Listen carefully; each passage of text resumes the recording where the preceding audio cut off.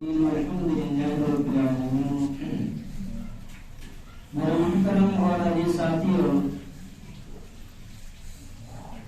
اللہ تعالیٰ نے ہم سب کے اوپر ایک دوسرے کے حق رکھے، ایک دوسرے کے حقوق رکھے ہیں، اور اگر بندہ ان حقوق کو ادا کرنے والا بن جائے، ان کے طریقوں پر چلنے والا بن جائے اور نبی اکرم صلی اللہ علیہ وسلم کی سنتوں پر عمل کرنے والا بن جائے، تو فرمایا ان چیزوں کو حاصل کرنے کے بعد وہ ایسے لوگوں کے درجے کو پا لیتا ہے جو راتوں کو تہجد پڑھنے والے، قرآن پڑھنے والے ہوتے ہیں۔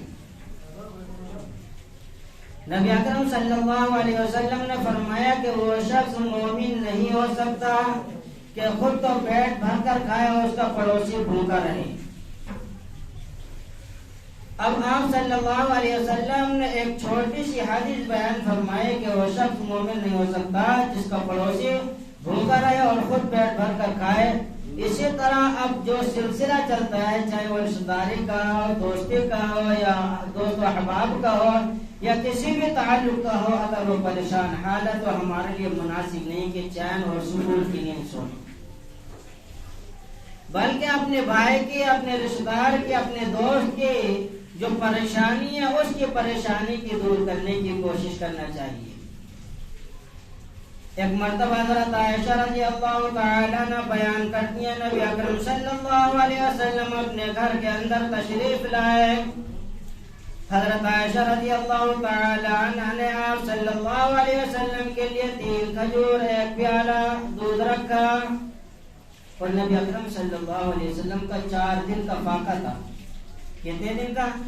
4 دن سے نہ کچھ کھایا تھا نہ پیا تھا، کھانے کی کوئی چیز طرح نہیں ملی تھی جس سے پیٹ بھر سکے، صرف کھجور کھالی، کھجور ملی تو خالی، ورنہ تو بھوکے پیاسے زندگی گزر رہی ہے۔ بتاؤ ایک آدمی 4 دن کا پیاسا ہو اور 3 کھجور اس کو کیا کام دے گی؟ حضرت ابو ہریرہ رضی اللہ تعالی عنہ اپنے شاگردوں کو پڑھا رہے اور بیان کر رہے کہ ہم فلاں قصبے کے اندر، فلاں جہاد کے اندر گئے، ہمیں کھجور کھانے کے لیے ملی، کھجور ختم ہو گئی تو پتے بھی چاپنے پڑے۔ حضرت ابو ہریرہ کے شاگردوں نے پوچھا، حضرت یہ بتائیے ایک یا 2 کھجور سے کیا کام چلتا ہوگا؟ تو حضرت ابو ہریرہ فرمانے لگے، اس 1 یا 2 کھجور کا اس وقت چلا جب وہ بھی ختم ہو گئی اور پتے چاپنے ہمیں پڑے۔ تو اسلام کے لیے اتنی قربانی دی ہے۔ حضرت عائشہ رضی اللہ تعالی عنہ بیان کرتی ہیں کہ نبی اکرم صلی اللہ علیہ وسلم 4 دن کے بھوکے تھے۔ ایک عورت، ایک پڑوسن ہمارے گھر کے اندر آئے اور کہنے لگی، عائشہ ام المؤمنین، اگر نبی کا دیوانہ، اگر نبی کا پروانہ یا کوئی وقت آئے اور نبی کے لیے کوئی چیز لے کر آئے تو یاد رکھنا ہمارے بچے بھی بھوکے ہیں، کہیں ایسا نہ ہو کہ تم بھول جاؤ، ہمارے بچوں کو بھی یاد رکھنا، انہیں بھول نہ جانا۔ حضرت عائشہ رضی اللہ تعالی عنہ بیان کرتی ہیں، نبی اکرم صلی اللہ علیہ وسلم گھر کے اندر آئے اور میں نے آپ صلی اللہ علیہ وسلم سے اس کا ماجرا بیان کیا۔ نبی اکرم صلی اللہ علیہ وسلم نے 3 کھجور اور پیالہ لیا اور لے کر اس عورت کے گھر کی طرف چل دیے۔ حضرت عائشہ رضی اللہ تعالی عنہ بیان کرتی ہیں کہ پیچھے پیچھے میں بھی چل دی تو نبی اکرم صلی اللہ علیہ وسلم نے فرمایا، عائشہ تم اپنے گھر کے اندر چلی جاؤ، یاد رکھنا اگر غریب اس چیز کو دیکھ کر شرمندہ ہو گیا کہ عائشہ بھی نبی کو دیتے ہوئے دیکھ رہی تھی تو ذریعہ درس کو ہوگا کہ دیکھو یہ لوگ نبی کے گھر سے لیتے ہیں، کھاتے ہیں۔ نبی اکرم صلی اللہ علیہ وسلم نے فرمایا، عائشہ دینے والے کا ہاتھ اوپر ہوتا ہے، لینے والے کا ہاتھ نیچے ہوتا ہے، اور میں یہ نہیں چاہتا کہ میرے گھر والوں کی وجہ سے کوئی شرمندہ ہو۔ فرمایا، میں غریبوں کو غربت کے لیے نہیں، فقیروں کو فقیر بنانے کے لیے نہیں، بلکہ میں تو غریبوں کو ابھارنے کے لیے اور عزت دلانے کے لیے آیا ہوں۔ حضرت عائشہ رضی اللہ تعالی عنہ بیان کرتی ہیں، جب آپ صلی اللہ علیہ وسلم اس کے دروازے پر پہنچ گئے تو میں واپس آ گئی، اور نبی اکرم صلی اللہ علیہ وسلم کی آنکھوں سے آنسو بہ رہے تھے اور فرما رہے تھے، میں پیٹ بھر کر کھاؤں یا میرے پیٹ کے اندر کچھ پڑا ہوا ہو اور میرا پڑوسی بھوکا ہو، یہ نبی کی شان نہیں ہے۔ یہ نبی کی شان ہے کہ نبی کا پڑوسی بھوکا ہو اور نبی کچھ کھائے پیے. حالانکہ آپ صلی اللہ علیہ وسلم کا 4 دن کا فاقہ تھا, 4 دن سے کچھ نہیں کھایا تھا. میرے دوستو آج اپنے حالات کو دیکھو, اپنے گھر کے تقاضوں کو دیکھو. آج ہمارے رشتہ دار ہم سے الگ, ہم گھر والوں سے بات کرنے کو تیار نہیں, گھر والے ہم سے بات کرنے کو تیار نہیں. بھائی بھائی کے اندر آپس میں اتنی نفرت ہے کہ ایک بھائی دوسرے بھائی کا چہرہ دیکھنے کے لیے تیار نہیں ہے. اتنی نفرتیں بھری ہوئی ہیں, بھائی سامنے سے آ رہا تو دوسری طرف منہ پھیر کر گزر جاتا ہے. نبی علماء اکرام بیان کرتے ہیں کہ ایک شخص کے 3 بیٹے اور ایک بیٹی تھے. جب اس کا مرنے کا وقت قریب آیا, دنیا سے جانے کا وقت قریب آیا, تو اس نے اپنے بیٹوں کو اپنی بیٹی کو بلا کر ان کو مشورہ دیا اور رائے دی اور وصیت کی کہ میری جتنی بھی جائیداد ہے, جتنا بھی مال ہے, اس کو نبی اکرم صلی اللہ علیہ وسلم کے شریعت کے مطابق تقسیم کرنا. شریعت کے مطابق تم تقسیم کرنا, جو مال بھی میرا بچہ ہے. کتابوں کے اندر لکھا جب وہ مر گیا, گزر گیا, اس کے بعد ان لوگوں نے مال کو تقسیم کر لیا اور آپس میں ایک دوسرے کے ساتھ رہنے سہنے لگے. اور ایک جو ان کی بہن تھی, انہوں نے اس کو بھی حصہ دیا اور اس کو حصہ دینے کے بعد اس سے کہا کہ ہم نے تیرا حصہ دے دیا, اب ہمارے یہاں آنے کی ضرورت نہیں. انہوں نے اپنا حصہ لے لیا, اب جاؤ تمہارا کام پورا ہو گیا. کچھ دنوں کے بعد ایسا ہوا, ان میں سے ایک بھائی کا بیٹا جو بہت بیمار ہو گیا اور مر کے بستر پر لگ گیا. اتنی حالت اس کی خراب ہوئی, اتنی حالت خراب ہوئی کہ ٹھیک نہیں ہو رہی تھی. ادھر اس کے بھائی کے پیسے, اس کے پاس پیسے ختم ہو گئے. اس کا بھائی اور اس کی بھابھی دونوں بیٹھ کر رات کو رو رہے ہیں, اللہ آج کوئی فرشتہ بھیج دے جس کی وجہ سے بچے کی دوائی آ جائے, کوئی کچھ دے کر چلا جائے. اس نے اپنے بھائیوں سے کہا تو بھائیوں نے ہاتھ ہلا دیا, منع کر دیا, ہمارے پاس نہیں. اس کی بہن کو پتہ چلا, جس کو دروازے سے بھگا دیا تھا اور منع کر دیا تھا تیرے لیے کوئی جگہ نہیں ہے, جب اس کو پتہ چلا کہ میرا بھتیجا بیمار ہے, میرا بھائی کا لڑکا بیمار ہے, تو گھر کے اندر آئی, بھائی کے گھر کے اندر, اور آ کر کنگے کھٹکھٹائے. کھٹکھٹانے کے بعد اس کی بھابھی نے دروازہ کھولا تو کہنے لگی مجھے اپنے بھائی سے بات کرنی ہے. جو بھابھی نے بیٹھنے کے لیے, پانی کے لیے کہا تو اس نے انکار کر دیا. تو اس کی بھابھی ناراض ہو کر دوسرے کمرے میں چلی گئی اور بھائی کے پاس آئی اور آ کر اس کے کندھے پر ہاتھ رکھا اور کہنے لگی مجھے پتہ چلا ہے کہ میرا بھتیجا بیمار ہے اور تمہارے پاس پیسہ ویسا بھی کچھ نہیں علاج کرانے کے لیے, تم پریشان مت ہو. اس نے اپنی کلائیاں دونوں پر چڑھائی اور سونے کے کنگن بھائی کے جیب میں ڈال دیے اور کہنے لگی بھائی پریشانی محسوس نہ کرنا, اگر ان سے کام نہ چلے تو ایک مرتبہ فون کر دینا, جتنے کی ضرورت ہوگی پیسے حاضر ہو جائیں گے. اور وہ کہہ کر چلی گئی کہ بھابھی کو نہ بتانا میں جا رہی ہوں. تو میرے دوستو, بھائی بہن کا رشتہ ایسا ہوتا ہے کہ ایک دوسرے کی ضرورت پر یہی کام آئے کرتے ہیں. اگر آج ہم یہ چاہتے ہیں ہمارا فلاں رشتہ دار کام آ جائے, دوست کام آ جائے, تو میرے دوستوں کوئی کام نہیں آئے گا. جو اپنا خون ہوتا ہے وہی کام آتا ہے. آج ذرا غور کرو, ہم سب کی بہنیں ہیں, ہم اپنی بہنوں کے گھر پر کتنے چکر لگاتے ہیں اور کتنی مرتبہ جاتے ہیں. آج ہم دوست کے پاس رات کو 12 بجے 1 بجے تک ہم وقت گزار کر چلے آتے ہیں, لیکن یہ احساس نہیں ہوتا اتنا وقت اپنی بہن کے پاس بیٹھ کر باتوں میں گزار دیں تو بہن کے اندر ماں نظر آتی ہے اور بھائی کے اندر باپ نظر آتا ہے. سمجھ آئی؟ بھائی کے اندر باپ نظر آئے گا, اس کی محبت نظر آئے گی, اور بہنوں کے اندر ماں نظر آتی ہے. ایک مرتبہ نبی اکرم صلی اللہ علیہ وسلم کے صحابہ نے حنین کو فتح کیا. فتح کرنے کے بعد کچھ قیدی لے کر آ گئے مدینہ منورہ کے اندر. حنین کے سرداروں نے مدینہ منورہ کے اندر جو قیدی آئے تھے ان کو چھڑانے کے لیے فدیہ جمع کرنا شروع کیا کہ ہم اپنے بچوں کو چھڑا کر لے آئیں گے اور محمد صلی اللہ علیہ وسلم کو فدیہ دے دیں گے, پیسے دے دیں گے, جس کے بدلے میں وہ چھوڑ دیں گے.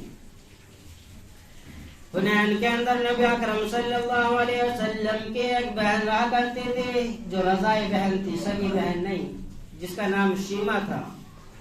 نبی اکرم صلی اللہ علیہ وسلم کو جب حضرت حلیمہ لے کر چلی گئی تھی، وہ حضرت حلیمہ کی بیٹی تھی۔ جب دو بچے ایک ماں کا دودھ پی لے تو بہن بھائی بن جاتے ہیں، رضائی بہن بھائی بن جاتے ہیں، ان دونوں کے درمیان نکاح نہیں ہوگا۔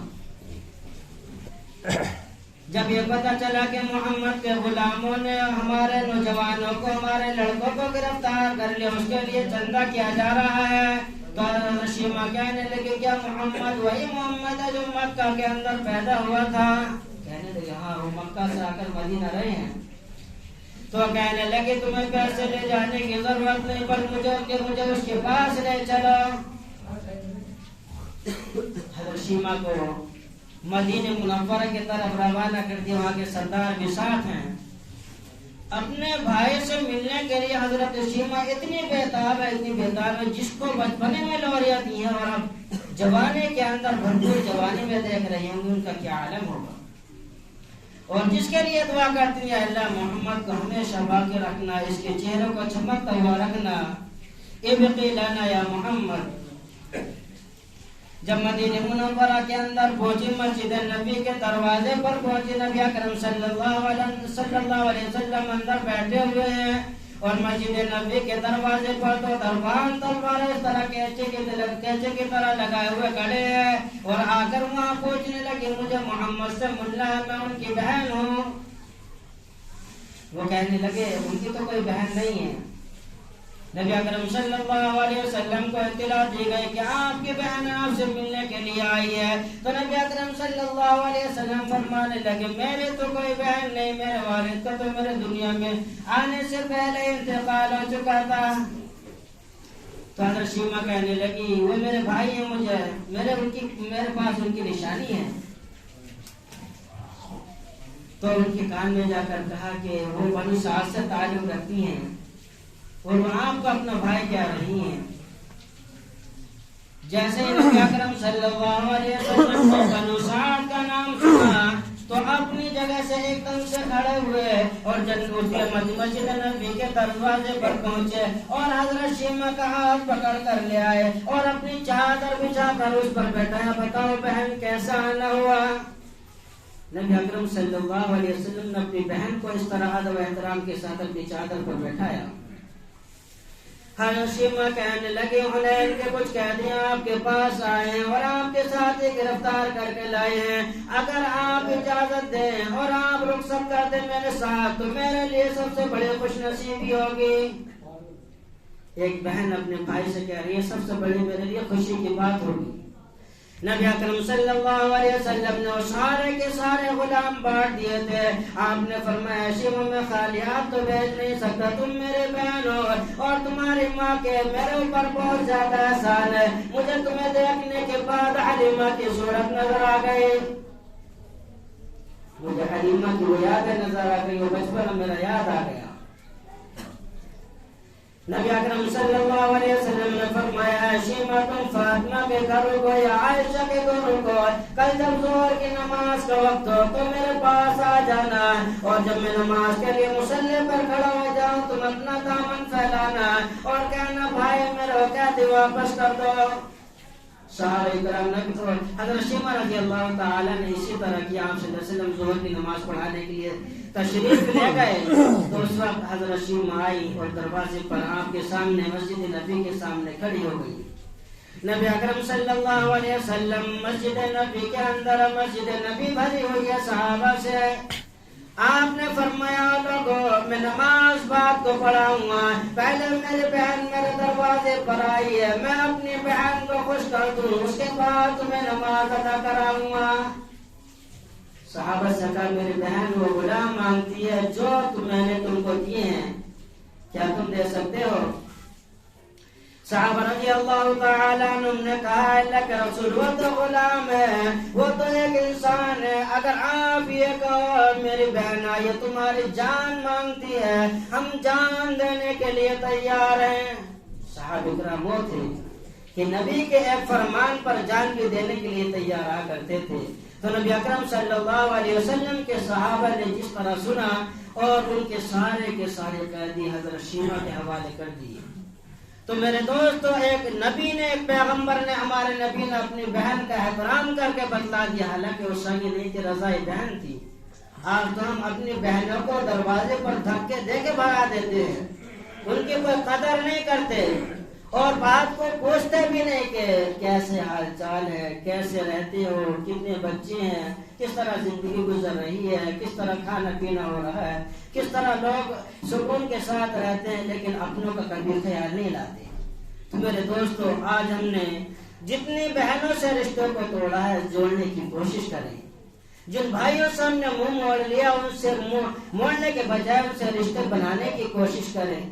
ایک مرتبہ ایک لڑکی کہنے لگی اللہ کے ایک عالم سے کہنے لگی کہ میرے بھائی میرے گھر پر آتے ہیں، عیدی بھی لے کر آتے ہیں، اناج بھی لے کر آتے ہیں، لیکن ان کے اندر مجھے باپ کا پیار نظر نہیں آتا. ساری چیزیں چلی جائیں، بھائی بہن کے لیے بھیج دے لیکن خود نہ جائے اور وہاں بیٹھ کر بہن سے بات نہ کرے، تو میرے دوستوں بہن کو ساری چیزیں بیکار نظر آتی. اگر آپ کے پاس دینے کے لیے کچھ نہیں، لانے کے لیے کچھ نہیں، 4 منٹ آدھا گھنٹہ بیٹھ کر بہن کے پاس خوش ہو کر آ جاؤ تو تم سے یہ نہیں پوچھے کہ کیا لے کر میرا بھائی ہے، بلکہ کہے کہ میرا بھائی میرے پاس بیٹھ کر گیا اور مجھ سے باتیں کر گیا ہے. تو میرے دوست بہن کا رتبہ بہت بڑا ہے، قدر کر لو، تھوڑے سے رشتے بنا لو.